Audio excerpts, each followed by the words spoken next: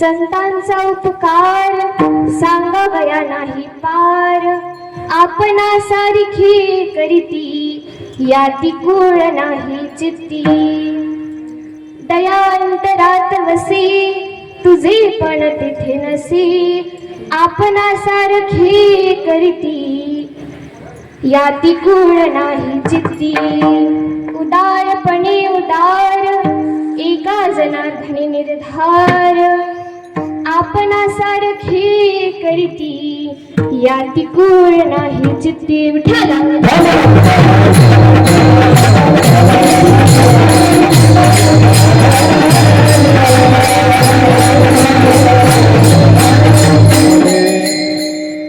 सच्चिदानंद रूपाय विश्वोत्पत्त्यादि Hathaway, तापत्रय विनाशाय श्रीकृष्णाय वयं नमः.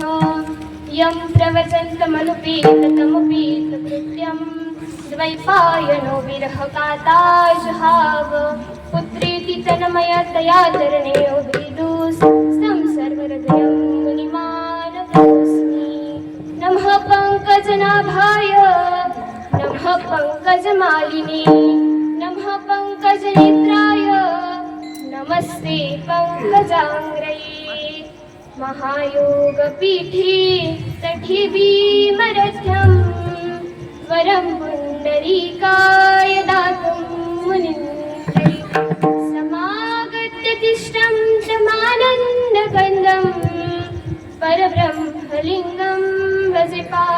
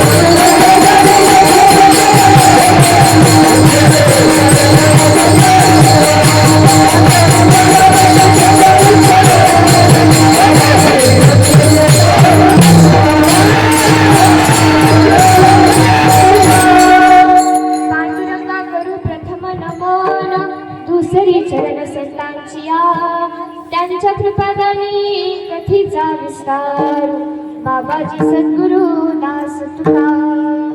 कलावज्ञ जीवो धरा ठावतार, कलंकटीजोदिका मोदी वक्र. खलाणीश्वादात पनोदार्द भक्षं, समाधिस्थमूर्तिं भजे ज्ञानदेवं, समाधिस्थमूर्तिं भजे ज्ञानदेवम्. ओम नमो ज्ञानेश्वर, ओम नमो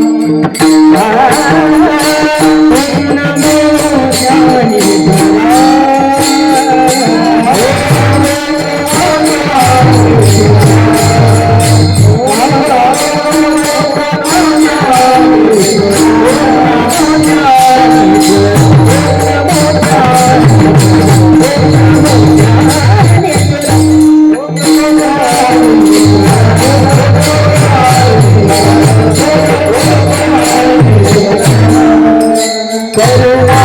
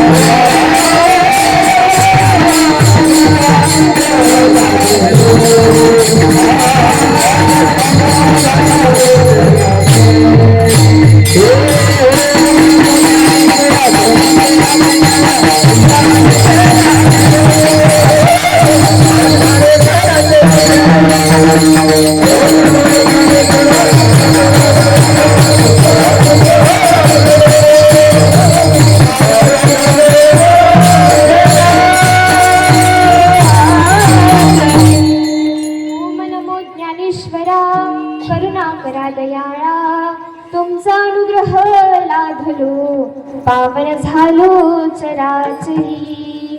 गुरुर्ब्रह्मा गुरुर्विष्णू गुरुर्देव महेश्वरा, गुरुर साक्षात परब्रह्म तस्मै श्री गुरवे नमः. कैलासराला शिवचंद्रमोळी, फणींद्रमाथा मुखवट जहाई. तारिण्य सिंधू भवदुःखहारी, तुझ विनाशं भूमज कोण तारी. तुझ विनाशं भूमज कोण तारी. मस्तक हे पाया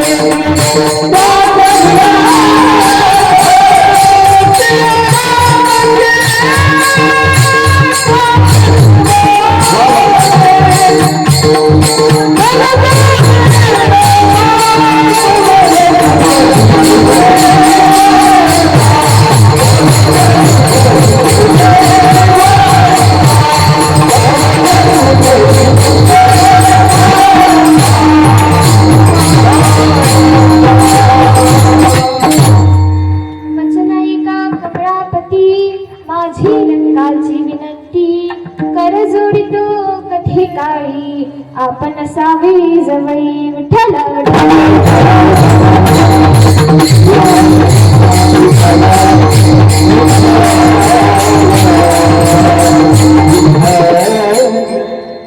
संतांचा उपकार सांगावया नाही पार, आपणा सारखी करीती याती कुळ नाही चित्ती. प्रस्तुत प्राप्त प्रसंगी प्राप्त वेळी प्राप्त स्थळी कीर्तनरूपी सेवेसाठी निवडलेला अभंग. पैठण निवासी शांतीब्रह्म एकनाथ महाराजांचा असून या अभंगातून नाथ महाराज संतांचा स्वभाव सांगतात. विठ्ठल.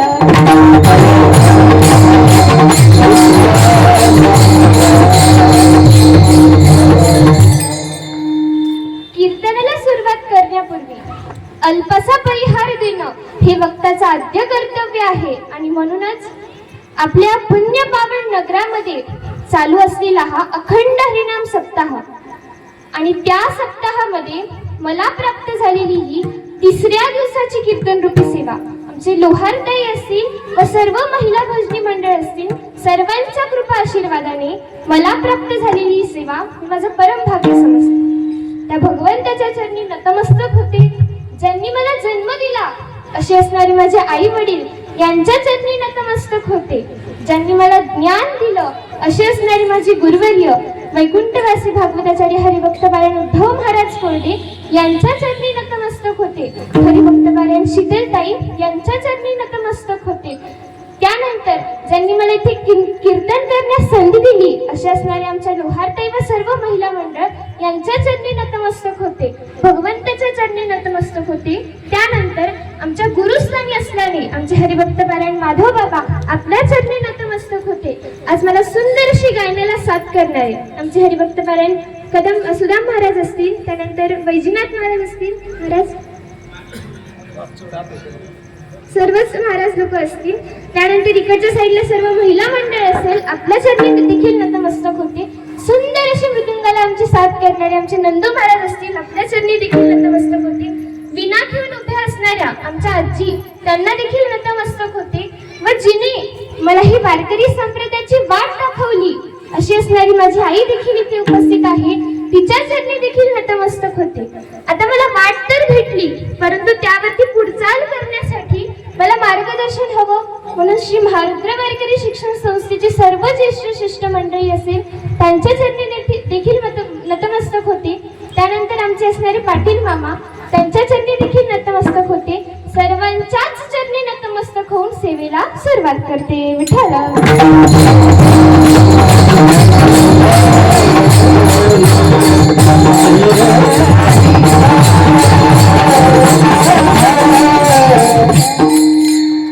माझ्या कीर्तनात कोणतंही भजन असो टाळी वाजवायची आणि मुखाने नामस्मरण करायचं.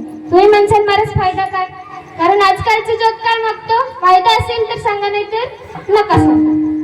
टाळी वाजवण्याचा फायदा, ज्या वेळेला तुम्ही टाळी वाजवता त्याने तुम्ही हृदय विकारापासून लांब राहता आणि हार्ट अटॅक येण्याची देखील शक्यता कमी असते. म्हणून काय करायचं?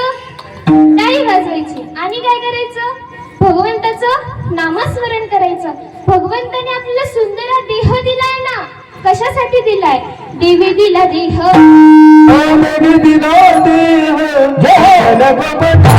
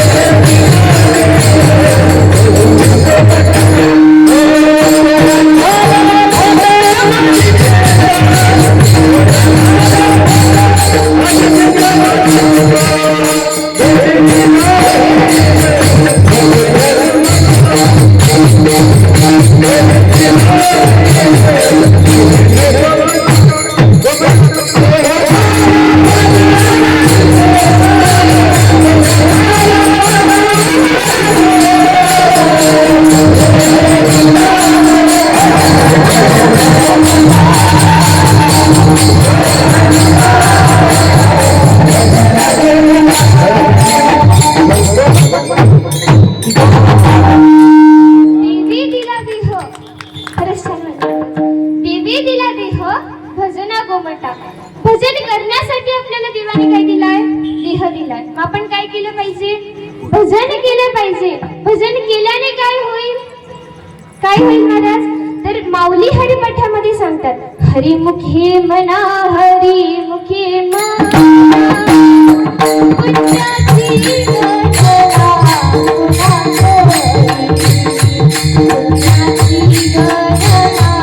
पुन्हा करी,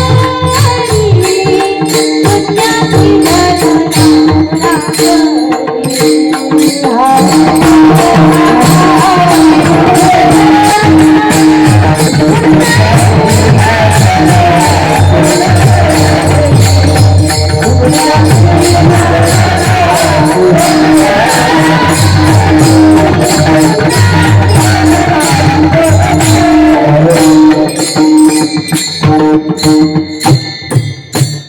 हरिमुखे म्हणा, हरिमुखे म्हणा, पुण्याची गणना कोणा करी.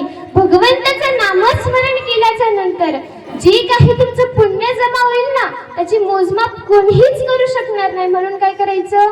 भगवंताचं नामस्मरण करायचं. आणखीन काय होईल? तर भगवंताचं नामस्मरण केल्यानंतर महाराज सुख भेटतं.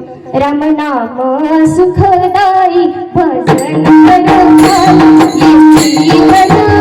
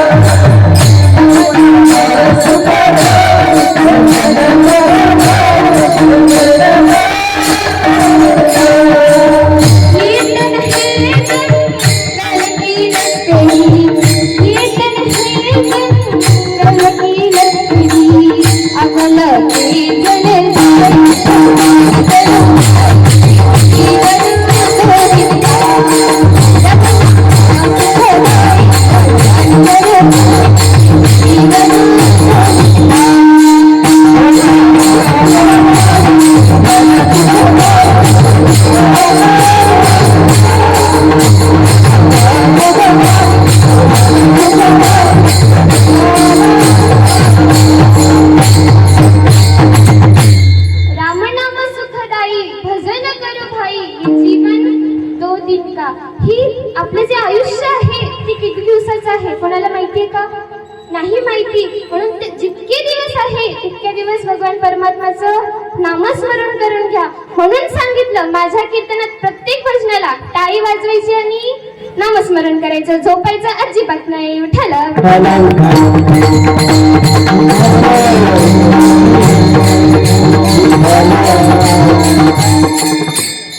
आजचा जो अभंग निवडलेला आहे तो श्री संत एकनाथ महाराजांचा आहे. आणि एकनाथ महाराज अभंगामधनं काय सांगतात तर संतांचा उपकार सांगावया नाही पार. मला असं वाटतं आपण डायरेक्ट संतांचा उपकार हा आपल्यासाठी काय आहे कन्सेप्ट आहे तो समजून घेण्यापूर्वी जर आपण पाया समजून घेतला तर चांगलं राहील. तुम्ही शाळेत जाताना डायरेक्ट पहिली दुसरीच्या वर्गात जाता का? नाही. आधी नर्सरी ज्युनियर सिनियर असे क्लास करून मग फर्स्ट सेकंडला जाता. त्याच प्रकारे मला असं वाटतं संतांचा उपकार जाणून घेण्याच्या आधी आपण संत कोण आहे हे जाणून घेतलं पाहिजे. तुम्ही मला सांगा तुमच्या मते संत कोण? जे भगवे वस्त्र घालता ते संत. जे 2-4 श्लोक म्हणून तुमच्या समोर स्पष्ट श्लोक म्हणून दाखवतील थोडंफार समाज प्रबोधन करतील ते संत. बरोबर. जे आश्रमात राहतील ते संत. पण हे तुमच्या दृष्टिकोनाने संत आहे. खरे संत कोण आहे महाराज? ज्यांनी हे षडविकार धुतले त्यांना संत म्हणावं. कुठले षडविकार? काम, क्रोध, लोभ, मद, मत्सर आणि अहंकार ज्याने धुतला त्याला संत म्हणावं. विठ्ठला विठ्ठला विठ्ठला विठ्ठला विठ्ठला विठ्ठला विठ्ठल विठ्ठला विठ्ठला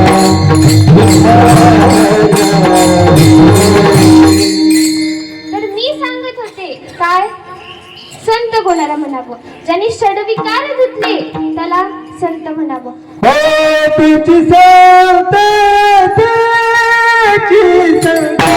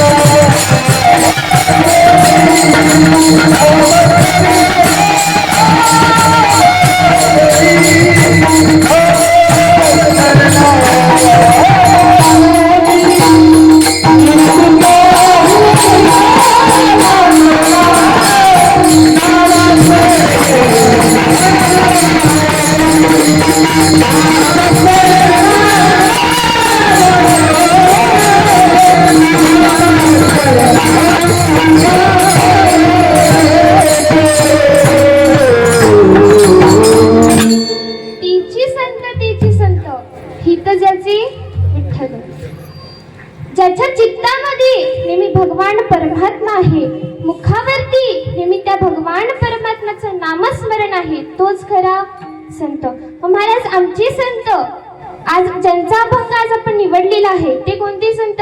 एकनाथ महाराज. महाराज एकनाथ महाराजांना या वारकरी संप्रदायाने 3 पदव्या दिलेल्या आहेत. किती? 3. पहिली शांती ब्रह्म, दुसरी श्रीमंत आणि तिसरं संत. त्यांना शांती ब्रह्म का बरं म्हणता? महाराज एकनाथ महाराज इतके शांत आहे की 108 वेळा यवन अंगावरती थुंकला तरी प्रसाद देऊनी तृप्त केला. आपल्या अंगावरती 108 वेळा सोडाव, एक वेळा जरी यवनाने अंगावरती थुंकलं तर कानाखाली लावून मोकळी गेली असती, बरोबर की नाही? पण 108 वेळा अंगावरती थुंकलं तरी प्रसाद देऊनी तृप्त केलं. एवढे शांत माझे एकनाथ बाबा होते, म्हणून त्यांना काय म्हटलंय? शांती ब्रह्म एकनाथ महाराज म्हटलं. दुसरी पदवी दिली कोणती? श्रीमंत. किती श्रीमंत होते महाराज? एक वेळचा प्रसंग आहे. 4 चोर एकनाथ बाबांच्या घरी चोरी करण्यासाठी आले. चौघांनी हे पोतं भरून भरून धन घेतलं. आता घरी जायचं, पोतं तर काही उचले ना, म्हणून दुसऱ्याने पहिल्याच्या खांद्यावरती ठेवून दिलं, तिसऱ्याने दुसऱ्याच्या खांद्यावरती ठेवून दिलं आणि चौथ्याने तिसऱ्याच्या खांद्यावरती ठेवून दिलं. आता चौथा राहिला ना, तर म्हटलं हा तुमच्या खांद्यावरती मी ठेवून दिलं, आता माझ्या खांद्यावरती कोण ठेवून देईल? तेवढ्यात नाथबाबा मागून आले. एकनाथ महाराजांनी स्वतः ते पोतं उचलून द्यावं इतके श्रीमंत माझे एकनाथ महाराज होते. महाराज ही श्रीमंती सोडा हो, धन पैसा हे इथेच राहणार आहे, आपण सोबत घेऊन जाणार आहे का? आजी तुम्ही मला सांगा, तुम्ही सोबत काही घेऊन आला आहात का? नाही. जाताना काही घेऊन जाणार आहात का? नाही. हे धन तुम्ही माझं म्हणता, घर माझं म्हणता, पोरं माझे म्हणता, हे शरीर माझं म्हणता, पण हे शरीर तुमचं आहे का? जिंदगी एक किराए का घर है, जिंदगी एक किराए का घर है, एक ना एक दिन बदलना पड़ेगा, एक ना एक दिन बदलना पड़ेगा. मौत जब तुझको आवाज देगी, मौत जब तुझको आवाज देगी, घर से बाहर निकलना पड़ेगा, घर से बाहर निकलना पड़ेगा. हे शरीर कसं आहे? भाड्याचं आहे. हो तुला हिफाजत करले, आवाज का? तुला करे रखवाली,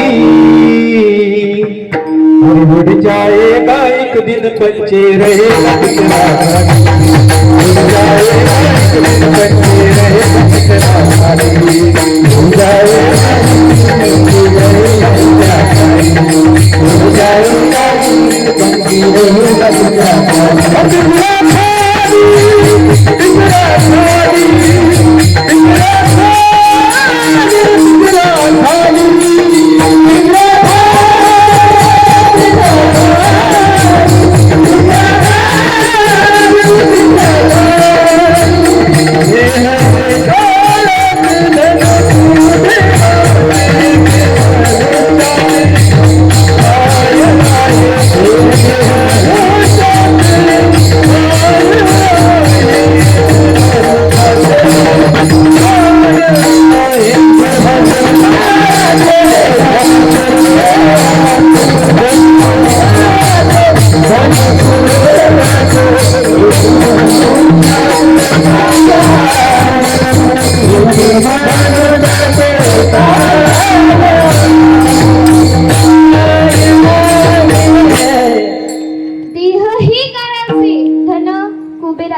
देहही आपले नाही आणि धनही आपले नाही, म्हणून याला माझं माझं म्हणायचं नाही. कारण एक दिवशी आपल्याला हे सर्व सोडून जायचं आहे. आपल्या सोबत काय येणार आहे? नगीना में नगीना जा, नगीना में नगीना जा, साथ नहीं तो तेरे अपना, साथ नहीं तो तेरे अपना.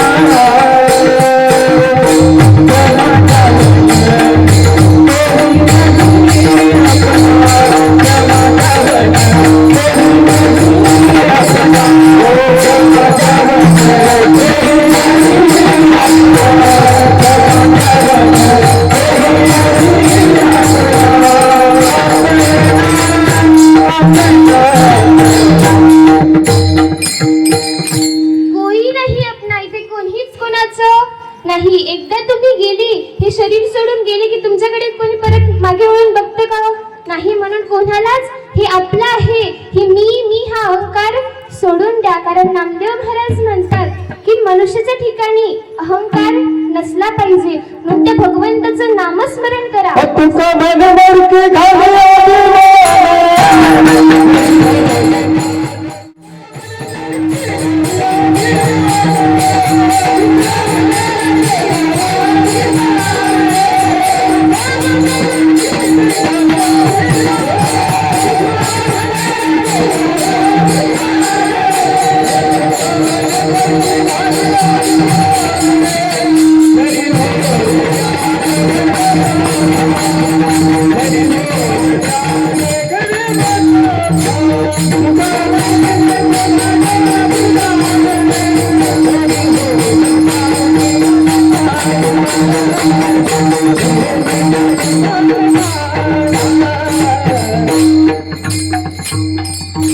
या श्रीमंतीचा अभिमान करून घेणं काही आपल्या फायद्याचं आहे का?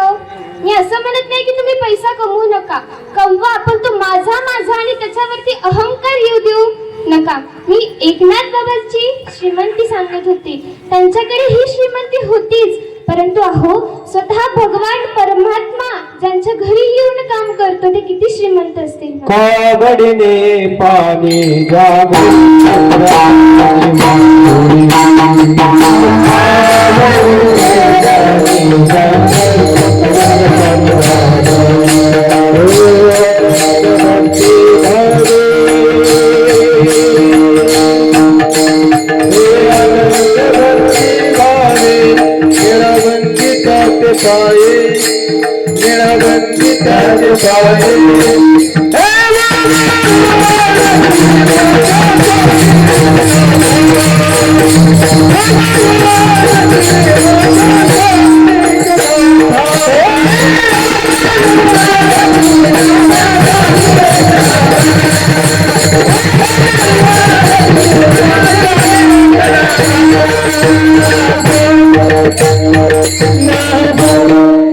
कावडीने पाणी ज्या घरी चक्र पाणी वाहे.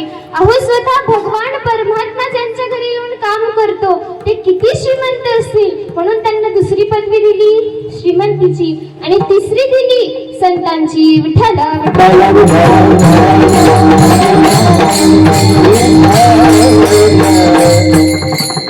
आमचे संत इतके महान आहे महाराज, स्वतः भगवान परमात्मा देखील त्यांचं पूजन करतात. एक वेळचा प्रसंग आहे, नारद मुनी द्वारकेला गेले आणि तिथे जाऊन भगवान परमात्म्याला शोधू लागले, कुठे दिसले नाही, म्हणून रुक्मिणी मातांच्या महलामध्ये गेले. रुक्मिणी मातांना विचारलं की माते देव कुठे गेलेत? म्हणले देव देवपूजा करतायत. नारद मुनी म्हटले काय देव देवपूजा करतायत? रुक्मिणी माता म्हटले हो नारदा, देव देवपूजा करतायत. मग देवघराकडे गेली, दारातून बघता तर काय, स्वतः भगवान परमात्मा समोर सर्व संतांचे फोटो होते, त्या संतांचं ते पूजन करत होते. नारद मुनींच्या डोळ्यात पाणी आलं महाराज. नारद मुनी भगवंताकडे गेले आणि विचारलं देवा, अरे तू या जगाचा मालक आहेस, तरी तर संतांचं पूजन करतोस. त्यावेळेला भगवंत काय म्हटले असतील महाराज, जो माझी पूजा करतो मी त्याची पूजा करतो. इतकी महान आमची संत आहे, स्वतः भगवान परमात्मा त्यांचं पूजन करतात. म्हणून नाथ महाराज आज आपल्याला काय सांगतात, त्या संतांनी आपल्यावरती जे उपकार केले आहेत त्याचं वर्णन आपण करू शकत नाही. आमचे संत इतके महान आहेत, इतके महान आहेत की त्यांची संगती निर्जीव वस्तूला देखील प्राप्त झाली तर ती वस्तू देखील कशी होऊन जाते महाराज, पवित्र होऊन जाते. विठ्ठला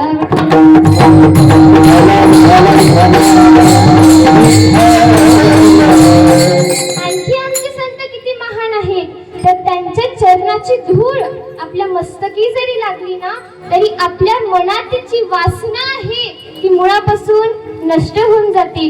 संत चरण रज लागता सहज वासनेचे बीज जळून जाहे. त्या संतांच्या चरणाची रज जी आहे ती आपल्याला जरी प्राप्त झाली तरी वासना काय होते, मुळापासून नष्ट होते. आता वासना म्हणजे काय, आपण गृहीत धरू इच्छा. तुम्ही ज्यावेळेला भगवान परमात्माकडे जाता त्यावेळेला रिकामी जाता का? तुम्ही म्हणसाल आमच्या हातात काही नसतं, बॅग नसते, लोटा नसतो, काही नसतं. तसंच भगवान परमात्माकडे दर्शनाला जातो. जरी तुमच्या हातात काही नसेल, मनामध्ये काय घेऊन जाता, वासना घेऊन जाता. भगवान परमात्मा माझ्या मुलीचं असं होऊ दे, माझ्या मुलाचं लग्न होऊ दे, माझ्या मुलाला नोकरी लागू दे. आपण भगवान परमात्माकडे जी घेऊन जातो ती वासना, आणि ती ज्यावेळी केव्हा नष्ट होते मुळापासनं, ज्यावेळेला संतांचे चरणरज आपल्याला लागतील त्यावेळेला ती वासना नष्ट होते. विठ्ठल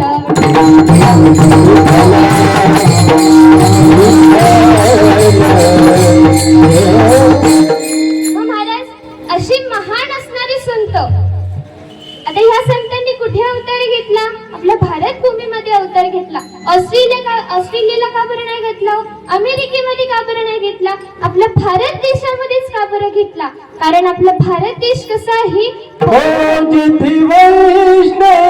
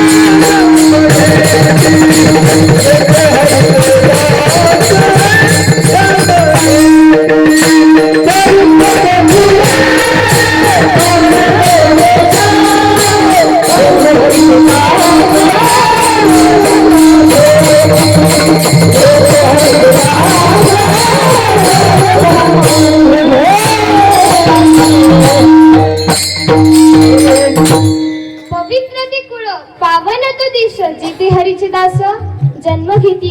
तो देश, ते कुळ कसा आहे? पवित्र आहे, पावन आहे, म्हणून तिथे हरीचे दास म्हणजे संत जन्माला येतात. महाराज, संतांनी इथे अवतार का बरं घेतला? तर संतांनी अवतार इथे कशासाठी घेतला? तर जगाच्या कल्याणा, संतांच्या विभूती, देह कष्टविती, परोपकारे, आपल्या सर्वांवरती उपकार करण्यासाठी संतांनी इथे अवतार घेतला. मग महाराज, या संतांनी आमच्यावरती उपकार केला, नेमकी हा उपकार कसा आहे बरं? नाथ बाबा सांगता भंगाचा पहिला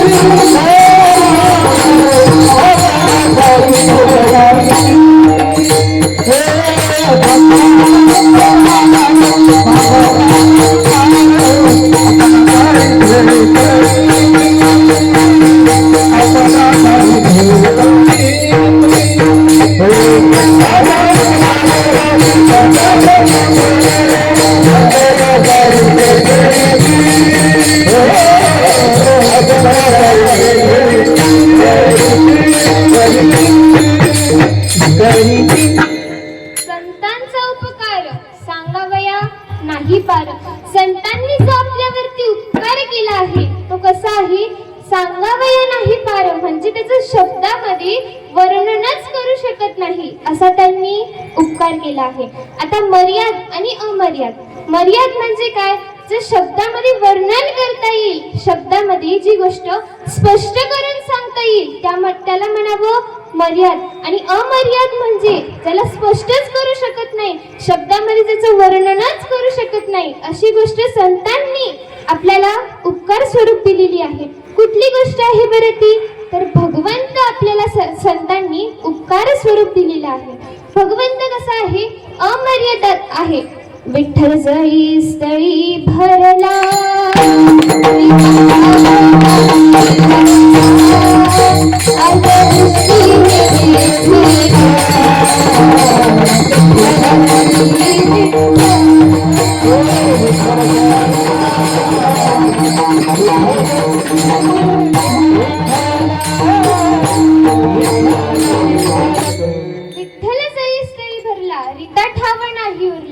तो जळी भरलेला आहे. त्याला असं पर्टिक्युलर ठिकाण दिलेलं आहे का, नाही. त्याला बॉर्डरही नाही.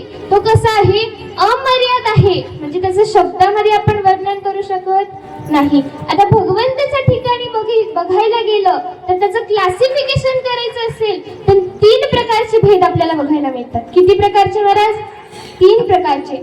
स्वगत, सजातीय आणि विजातीय. स्वगत भेद म्हणजे काय, एकासारखे, एकाचेच पण एक नाही.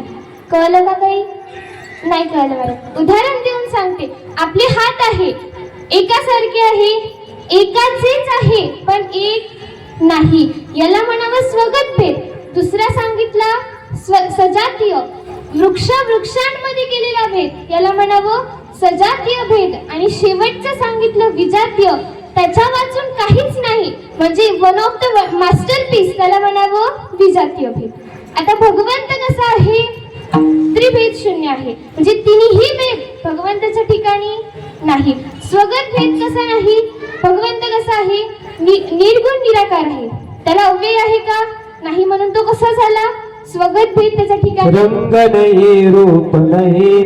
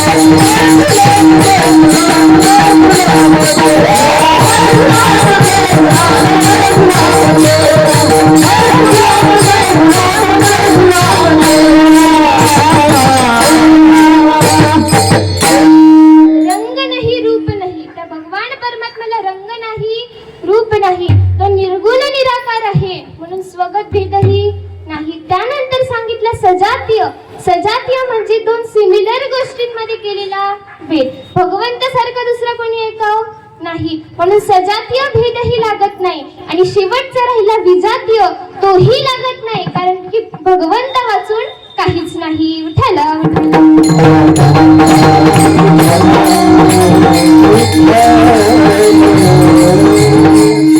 आता तुम्हाला प्रश्न निर्माण होईल, महाराज जर भगवंताचं सगुण साकार रूप बघितलं तर मग स्वगत भेद लागू शकतो, कारण सगुण साकार रूपामध्ये देवाला हात असत पूर्ण अव्ययी असतात, मग त्याला तिथे स्वगत भेद लागू शकतो. परंतु हे भगवंताचं सोंग आहे. आता सोंग म्हणजे काय? जो मूळ स्वरूप आहे त्याला लक्षात ठेवून बनवलेलं दुसरं स्वरूप म्हणजे सोंग. आणि भगवान परमात्म्याचं मूळ स्वरूप कसं आहे? निर्गुण निराकार आहे, म्हणून भगवान परमात्म्याच्या ठिकाणी स्वगत भेद लागत नाही.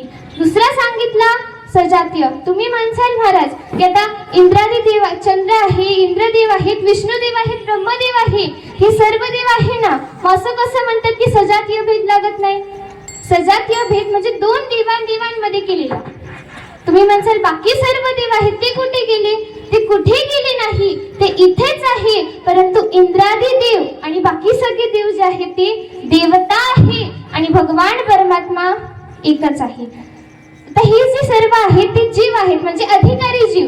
ज्यावेळेला जीव अधिकार प्राप्त करत जातो त्यावेळेला तो ब्रह्माधिकारी होतो आणि त्यावेळेला त्याला देवत्व प्राप्त होते. म्हणून हे सर्व बाकीचे देव आहे ते देवता आहे आणि भगवान परमात्मा एकच आहे, म्हणून सजातीय भेदही लागत नाही. आणि विजातीय भेद जर बघितला तर ह्या जगावरती भगवंताशिवाय दुसरं काहीच नाही, म्हणून भगवंताला कसं म्हटलं आहे?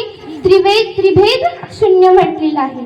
तर एक ऋषीमुनी वर्णन करतात की असा हा भगवान परमात्मा त्रिभेद शून्य असलेला, अमर्यादित असलेला, अवर्णनीय असलेला, अव्ययम असलेला, अशब्दम असलेला, अस्पर्शम असलेला भगवान परमात्मा संत महात्म्यांनी आम्हाला प्राप्त करून दिला. हाच उपकार आम्ही वर्णन करू शकत नाही. विठ्ठल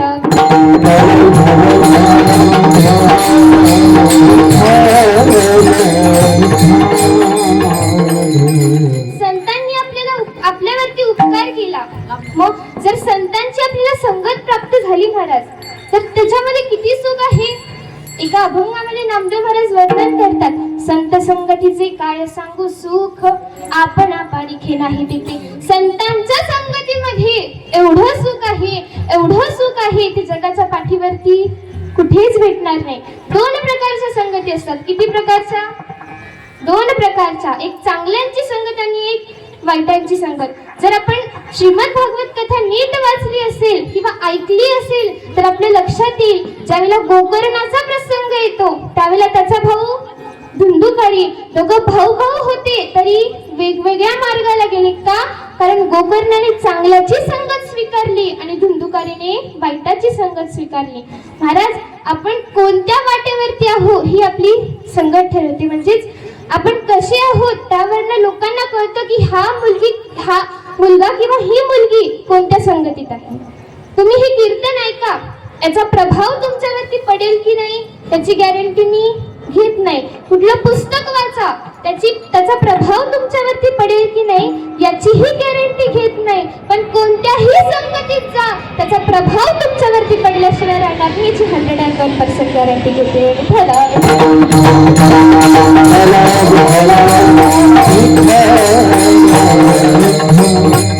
मला संतांची अर्धाक्षणाची संगत देखील आपलं खूप काही आपल्याला फायदा देऊन जाते. आता एक वेळचा प्रसंग आहे, एक साधू महाराज होते, ते का नदीच्या किनाऱ्यावरती बसलेले होते. तेवढ्यात त्या राज्याचा जो राजा होता तिथनं चालला होता आणि साधू बाबांजवळ एक बगळा होता. तो त्याची चोच पाण्यात डुबवायचा आणि दगडावरती घासायचा, पाण्यात डुबवायचा आणि दगडावरती घासायचा.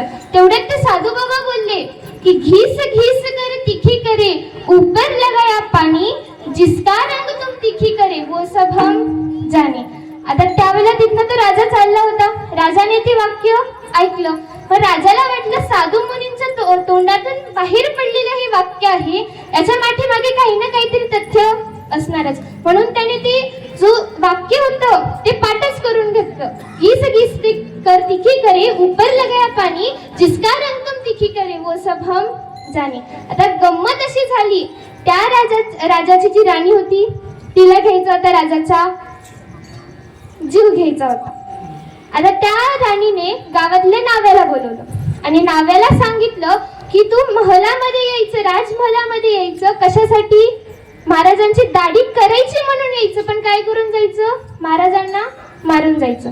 आता त्यावेळेला तो नावी म्हणतो, महाराणी साहेब, मी असं कसं करू शकतो? हे माझे राजे आहेत, जर त्यांनाच आधी कळालं तर ते मला मारून टाकतील. पण नाही म्हणले, जर तुला जिवंत राहायचं असेल तर तुला हे काम करावंच लागेल. सबको अपनी अपनी जान. अच्छा, प्यारी आहे का? मला वाटलं नाही प्यारी. तर सबको अपनी अपनी जान प्यारी आहे. मग त्यावेळेला तर नावी म्हटलं, हा ठीक आहे मी करेन. तो दुसऱ्या दिवशी राजमहलामध्ये आला. आपल्या वस्त्रच येतात ना दाढी करायसाठी. वस्त्रा काढला, पाण्यात डुबायचा आणि घासायचा, पाण्यात डुबायचा आणि घासायचा. तेवढ्यात त्या राजाला ते वाक्य आठवलं, घिस घिस कर तीखी करे, ऊपर लगाया पाणी, जिसका रंग तुम तीखी करे वो सब हम जाने. नावाला वाटलं आपण फसलो काय. त्यावेळेला तो नाही महाराज मला असं काही करायचं नव्हतं, मला महाराणी साहेबांनी सांगितलं होतं असं करायला. महाराज म्हणतात, तू दाढी करायला आलाय ना, मग असं का बरं करतोय? मग त्यावेळेला राजांना काहीतरी गडबड वाटली. राजाने त्या नाव्याला उठवलं, विचारलं, खरं खरं सांग मला काय झालं? नाव्याने सगळं सांगू दिलं. महाराणी साहेबांनी मला इथे यायला सांगितलं होतं. कशासाठी? दाढी करायची म्हणून यायचं, पण महाराजांचा जीव घेऊन जायचा. मला दृष्टांत इथे संपला. मला सांगायचं एवढंच की अर्धा क्षण त्या राजाने त्या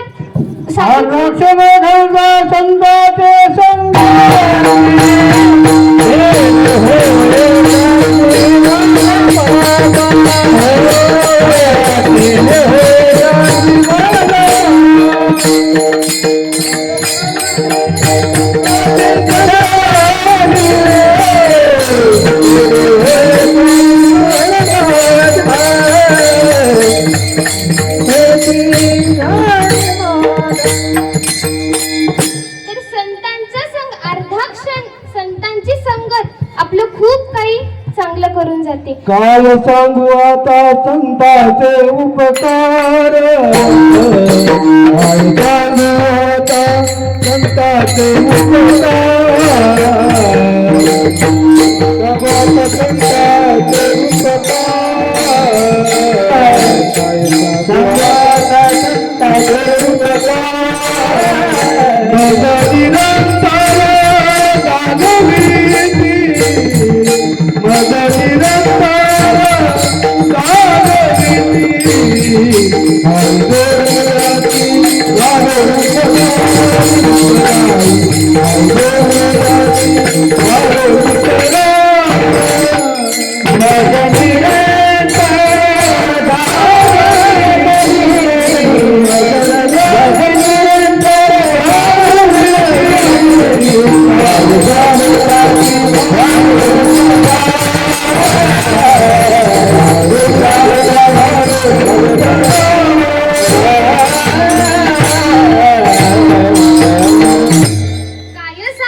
संतांचे उपकार.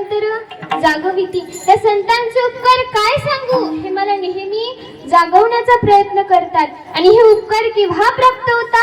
जेव्हा केव्हा आपल्याला संतांची संगत प्राप्त होईल, संतांचे सानिध्य प्राप्त होईल, तेव्हा केव्हा आपण पुण्य होऊ, पवित्र होऊ.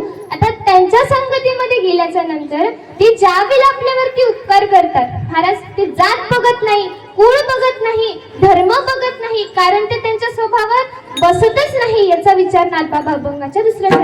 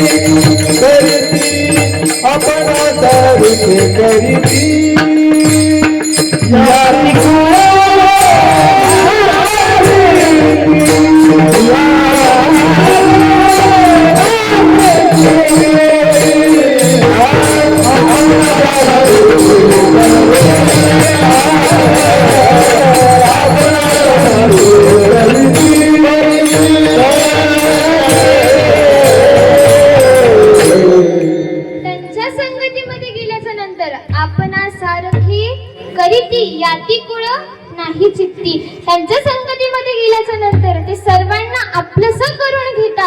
आता आपण जर विचार केला तर नवनाथांची जी गाथा आहे आधी कोणापासून सुरू झाली?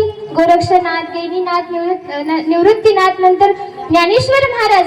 सर्वांना त्यांनी काय केलं? आपलंसं करून घेतलं. हे एक उदाहरण आहे की संतांच्या संगतीमध्ये गेल्याच्या नंतर ते सर्वांना आपलंसं करून घेता. अहो, संतांची संगत फक्त मनुष्यालाच गरजेची नाही तर निर्जीव वस्तूंना देखील तेवढीच आहे. आपण जर विचार केला तर माऊली सखा ज्ञानोबा जी भिंत चालवली होती तिला फक्त माऊलींचा स्पर्श झाला होता तर ती इतकी पवित्र झाली महाराज. आज लाखोनी लोक तिचे पाया पडतात. आपण आळंदीला गेल्याच्या नंतर भैरवनाथाच्या मंदिराच्या बाजूला जे मंदिर आहे ते कशाचं आहे? भिंतीचं आहे. लोक आज जाऊन त्याची पाया पडतात. का? कारण संतांच्या संगतीमध्ये ती गेली होती आणि संतांच्या संगतीमध्ये गेल्यामुळे ती कशी झाली? पवित्र झाली. आपण जर विचार केला तर नेवासाला जे खांबासाठी मंदिर आहे त्या खांबाला माझ्या माऊली सखा ज्ञानोबा यांनी पाठ टेकून श्री ज्ञानेश्वरी सांगितली होती आणि सच्चिदानंद बाबांनी ती लिहिली होती. फक्त पाठ टेकवण्याचा सहवास माझ्या माऊलींचा त्या खांबाला झाला म्हणून तो खांबही आज तितका पवित्र आहे. जर निर्जीव वस्तू संतांच्या संगतीमुळे एवढे पुण्यवान होत असतील मग आपण किती हो महाराज. विठ्ठल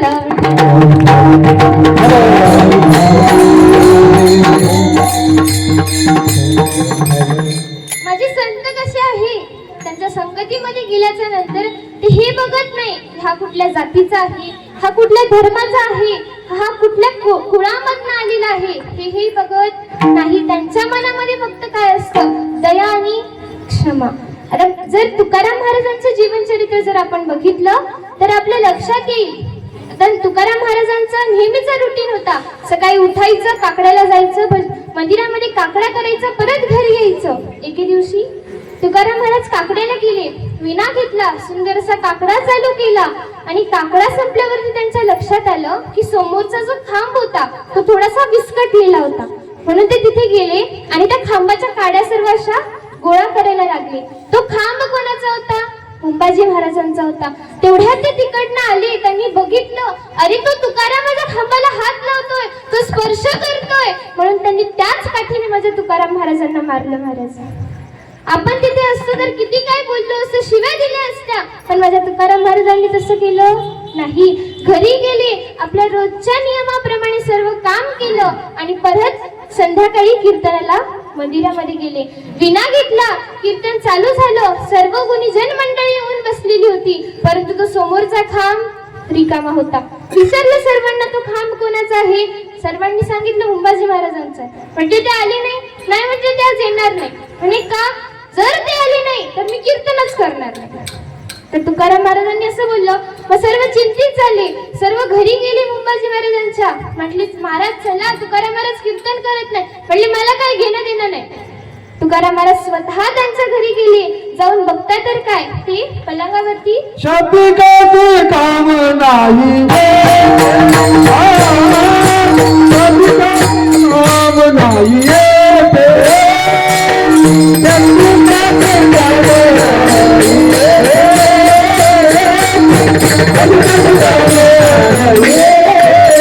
संताचा महिमा तो बहुत संताचा महिमा तो बहुत महिमा तो बहुत संताचा महिमा तो बहुत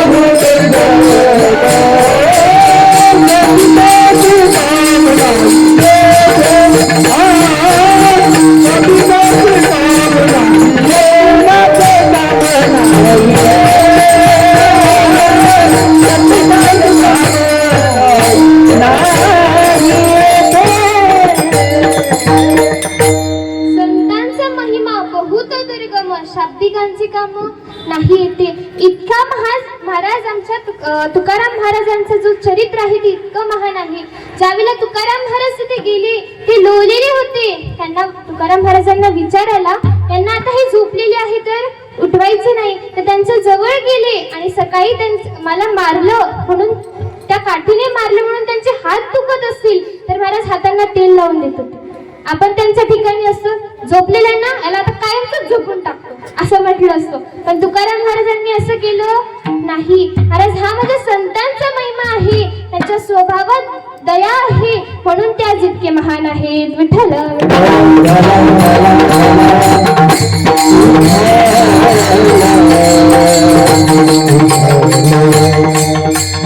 त्यांच्या अंतःकरणामध्ये दया आहे म्हणून नाथ महाराजाचा अभंगाच्या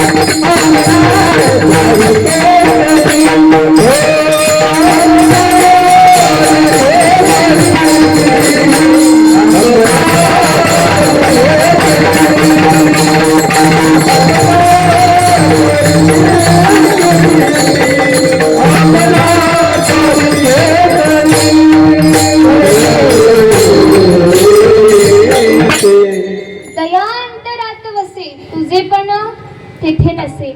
महाराज त्या संतांच्या अंतःकरणामध्ये काय आहे? दया आहे. आणि असे जे दयाळू संत आहे ते जे आपल्याला सांगतात आपण ते ऐकलं पाहिजे. नाही ऐकलं तर काय होईल महाराज? हे जरी नाही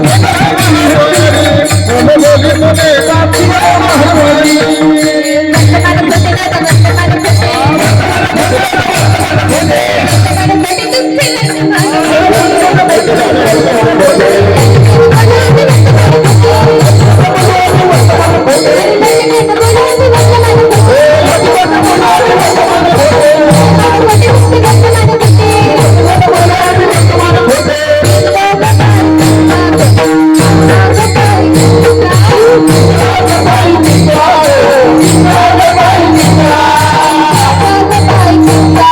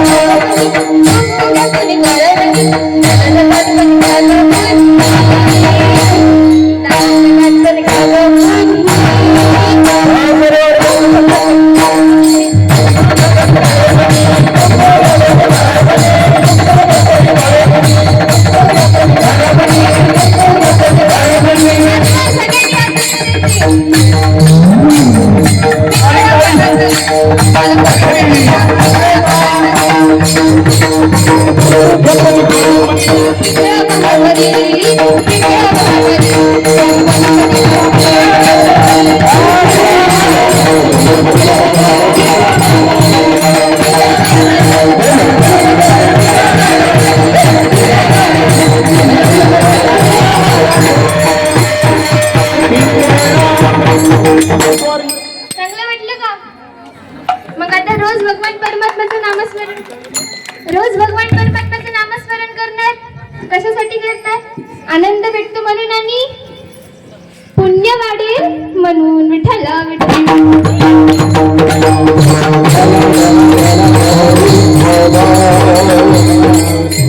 सांगत होते, भगवान परमात्म्याच्या संगतीमध्ये गेल्याच्या नंतर, संतांच्या संगतीमध्ये गेल्याच्या नंतर संत कुळ बघत नाही, जात बघत नाही. आणि त्याच्यामुळे ते कसे आहेत?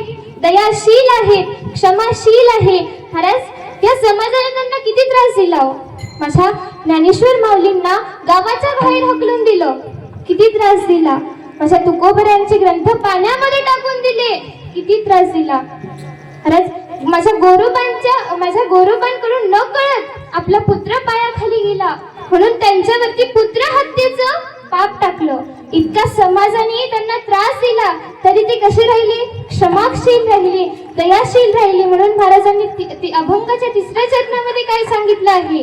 काय? दया अंतरात वसे, तुझेपणा तेथे नसे. हा तुझा आहे, तो माझा आहे, असं ते करत नाही. आपण जसा भेदभाव करतो, जर आपला मुलगा असेल आणि बाजूचीचा मुलगा असेल तर आपण सर्वात आधी कोणाला विचारणार? आपल्या मुलाला विचारणार. तिच्या मुलाला विचारणार का? नाही. परंतु संत तसं करत नाही. हे सर्व जण माझे आहे आणि सर्वांना एक नजरेने बघतात, म्हणून ते कसे आहे? दयाशील आहे आणि क्षमाशील आहे. विठ्ठल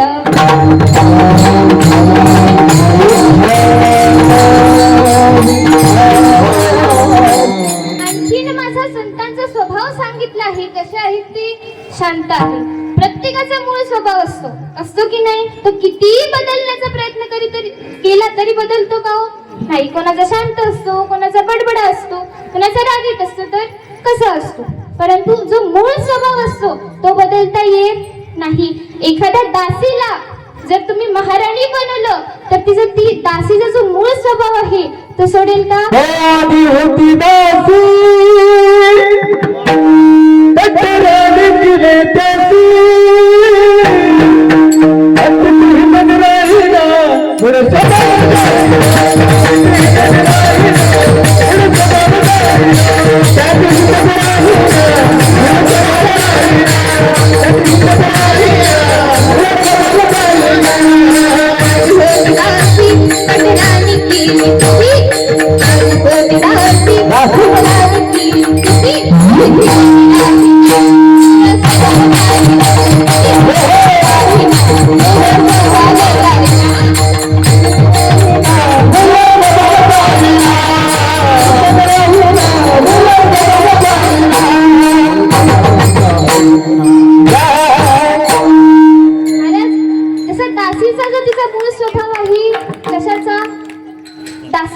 ती महाराणी बनल्यानंतर तिचा दासीचा स्वभाव सोडेल का? नाही सोडणार. त्याच प्रकारे माझ्या संतांचा मूळ स्वभाव आहे, ते शांत आहे, दयाळू आहे, उदार आहे. आणि हा तुम्ही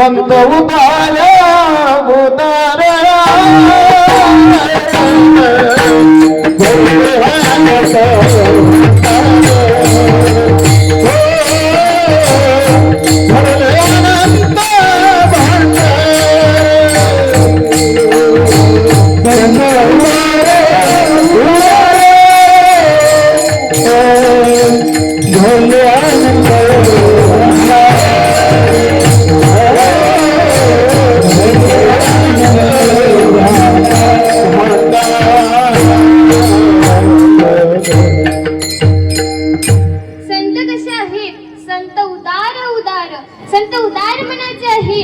आणि उदार मनाचे असून आपल्याला काय करायला सांगता? भगवान परमात्म्याचं नामस्मरण करायला सांगता. एकदा हात वरती करा, सर्वांनी नामस्मरण करायचं. सूर्यवंशताई विठोबा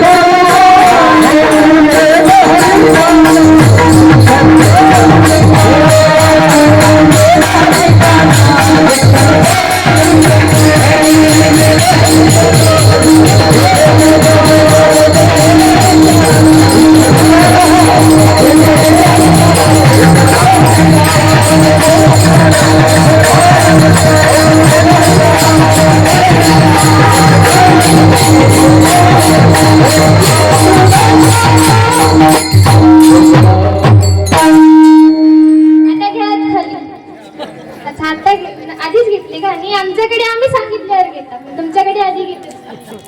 माझ्या सर्व गायनाचार्यांसाठी आणि मृदुंगाचार्य एकदम जोरात टाळ्या वाजवा. जेवण केलेल्या सगळ्यांनी एकदम जोरात वाजवा. खरंच खूप छान साथ संगत केली आज सर्वांनी तुम्ही मला. मी सांगत होते की संतांचा स्वभाव कसा आहे, उदार आहे. आणि याचमुळे एकनाथ बाबा काय सांगता, मी निश्चयाने सांगू शकतो माझे संत कसे आहे, उदार मनाचे आहे. उदारपणे उदार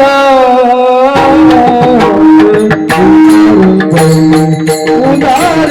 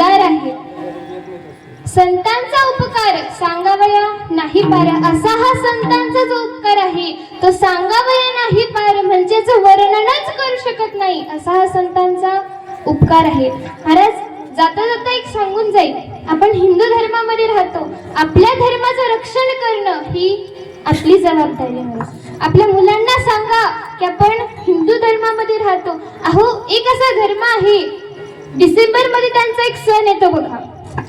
त्यांच्या धर्मामध्ये रात्री मुलगा झोपल्यानंतर त्याचे आई बाप एक गिफ्ट पॅक करून आणून त्याच्या उशाखाली ठेवतात.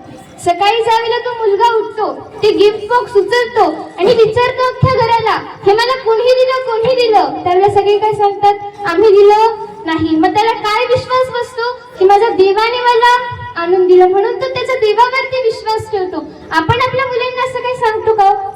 आपण आपल्या मुलांना जे करायचं ते कर असं वाऱ्यावरती सोडून दिलेलं. असं म्हणत नाही मी सर्वांनीच वाऱ्यावरती सोडून दिलंय, बट काही जण असे आहेत, प्रत्येक आईला सांगणं आहे, तुम्ही नेहमी पाहता नेहमी म्हणतात की मला माझा मुलगा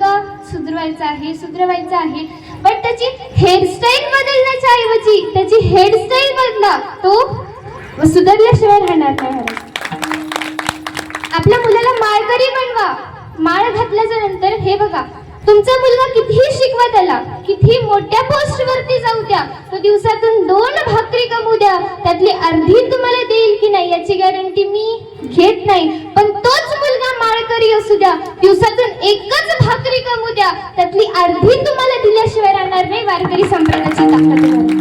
म्हणून आपल्या मुलाला माळकरी बनवा आणि आपणही माळकरी व्हा. आता प्रत्येक लग्न झालेल्या बाईला काय कंपल्सरी असतं तिच्या गळ्यामध्ये? काय असतं? मंगळसूत्र असणं.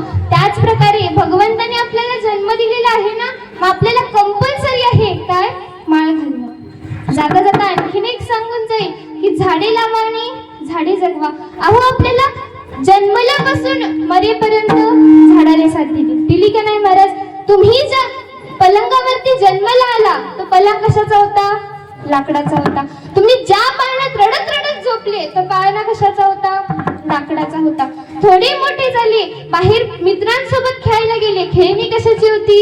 लाकडाची होती. शाळेत गेले, बेंचवरती बसून अभ्यास केला, बेंच कशाचा होता? लाकडाचा होता. ऑफिस मध्ये गेले, ऑफिस मध्ये खुर्चीवरती बसले, खुर्ची कशाची होती? लाकडाची होती. लग्न झालं, यज्ञामध्ये जळत काय होतं? लाकूड जळत होतो. तुम्ही मरण पावले, तुम्ही नंतर म्हातारे झाले, तुम्हाला साथ देणारी काय होती? काठी होती. काठी कशाची होती? लाकडाची होती. मरण पावल्याच्या नंतर तुम्ही ज्याच्यावरती झोपलेले ते देखील काय होतं? लाकूड होतं. लाकूड आपल्याला जन्मल्यापासून मरेपर्यंत साथ देतं. आपण झाडाची का बरं किंमत करत नाही? खरंच मला सांगा, हॉस्पिटलमध्ये जाऊन 1 लाखाचा ऑक्सिजन सिलेंडर विकत घेण्यापेक्षा त्याच 1 लाखाची जर झाडे लावली ना तर 1 लाख महाराज माणूस जिवंत राहतील. म्हणून काय करा? झाड लावा. झाड आपल्याला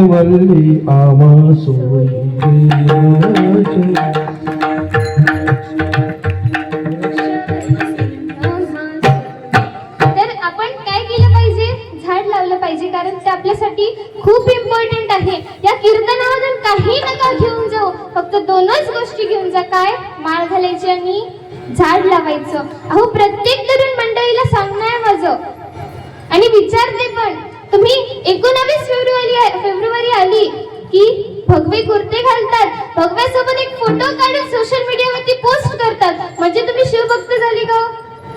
अजिबात नाही. महाराजांसारखी मोठी दाढी वाळून, महाराजांसारखं मोठं चंद्रकोर लावून तुम्ही शिवभक्त होतील हे सिद्ध होत नाही. तर एखाद्या आई बहिणी समोर मान खाली घालून, नजर खाली घालून, मनात कसलाही विचार न ठेवता चालून दाखवा, ते सिद्ध झाल्याशिवाय राहणार.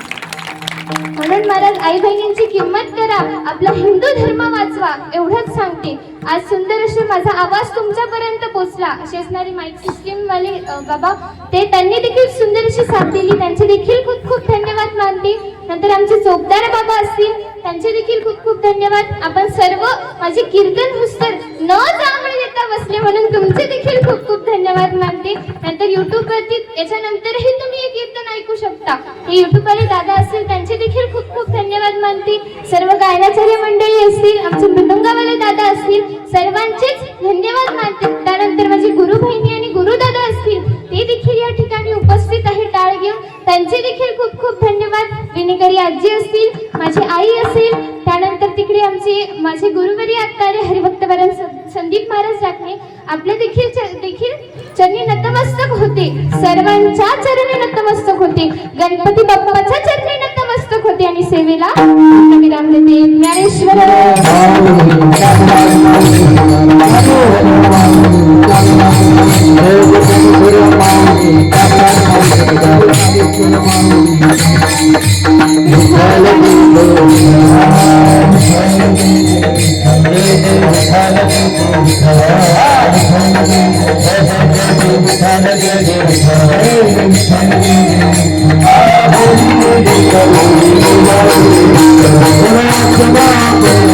Hare